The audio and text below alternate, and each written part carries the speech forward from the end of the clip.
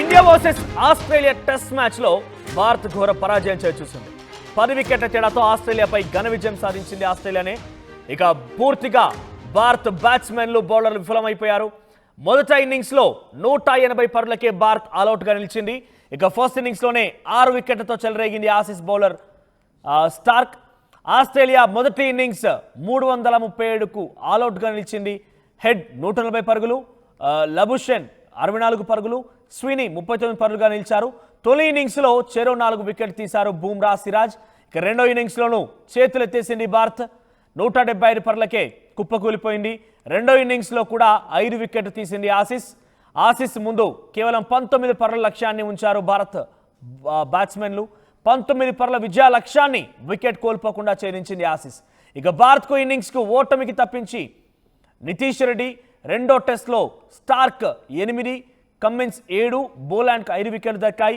Adelaide test మ్యాచ్లో భారత్ ఘోర పరాజయాన్ని చవిచూసింది.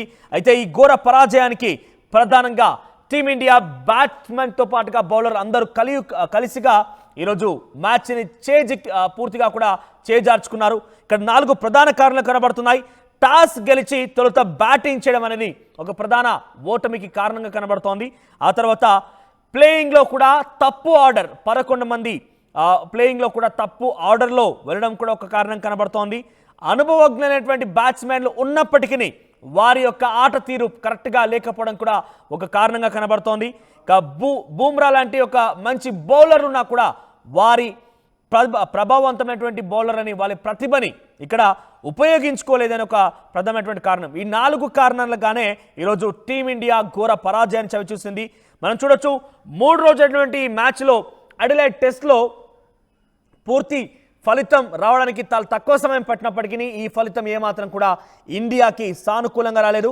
Australia 10 వికెట్ల తేడాతో భారత్పై విజయం సాధించింది. ఇక్కడ కేవలం విజయమే కాదు, ఇది ఆర్డర్ పట్టికలో కూడా అడిలైడ్ సంబంధించిన వరల్డ్ టెస్ట్ ఛాంపియన్షిప్లో కూడా ఆ యొక్క సిచ్యువేషన్ ర్యాంకింగ్స్ని మార్చేసింది. ఇప్పుడు మొదటి స్థానంలో 60.71%తో ఆస్ట్రేలియా ఫస్ట్ ప్లేస్లో ఉంది.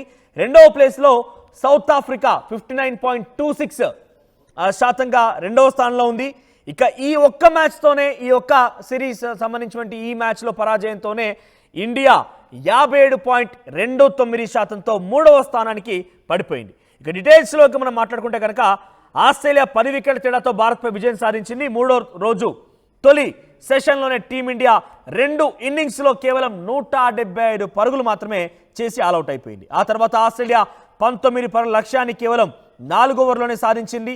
డే నైట్ టెస్ట్లో ఎప్పటిలాగే ఆస్ట్రేలియా ఆట తీరు అద్భుతంగా ఉంది.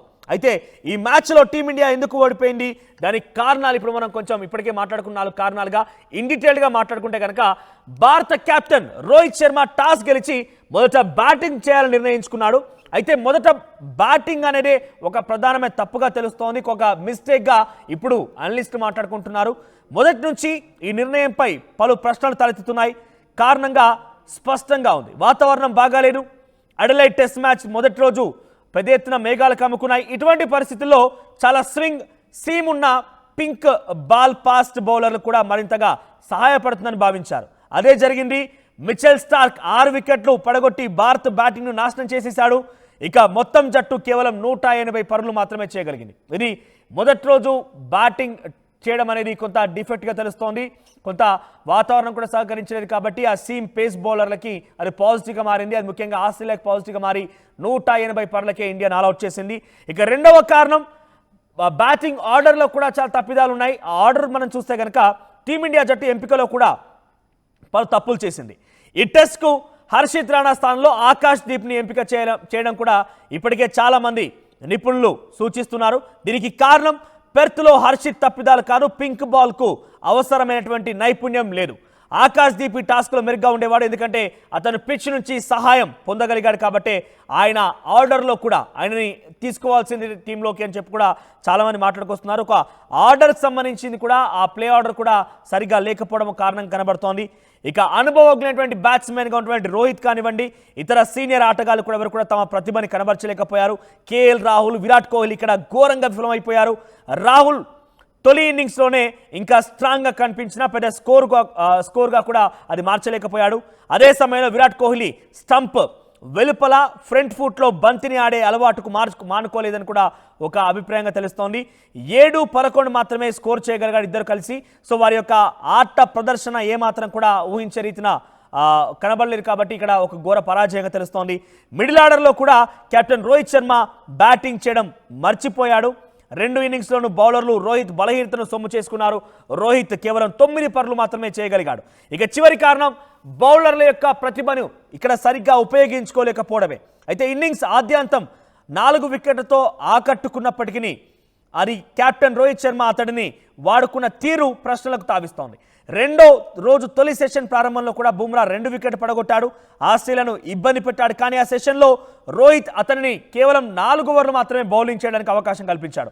మరోవైపుగా హర్షిత్ రాణా ధారాళంగా పరుగులు ఇస్తూనే ఉన్న బుమ్రాను వెనక్కి నెట్టి మహమ్మద్ సిరాజ్ బాగా ప్రారంభించాడు. కానీ ఆయన్ని కూడా అంతటి స్థాయిలో వినియోగించుకోలేకపోయింది.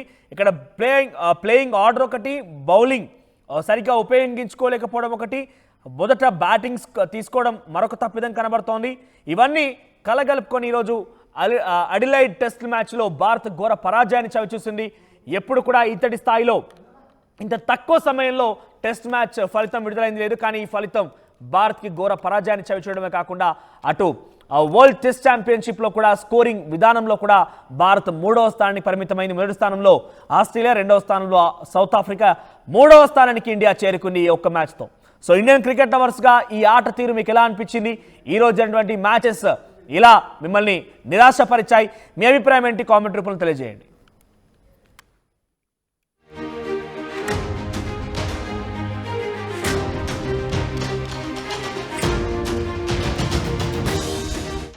ఆర్టీవీ యాప్ వార్తల్ని క్షణాల్లో చదివే అవకాశం ఉంటుంది. ఒక న్యూస్ పేపర్, ఒక టెలివిజన్ ఛానల్ మీ చేతుల్లో ఎప్పుడూ ఉంటాయి.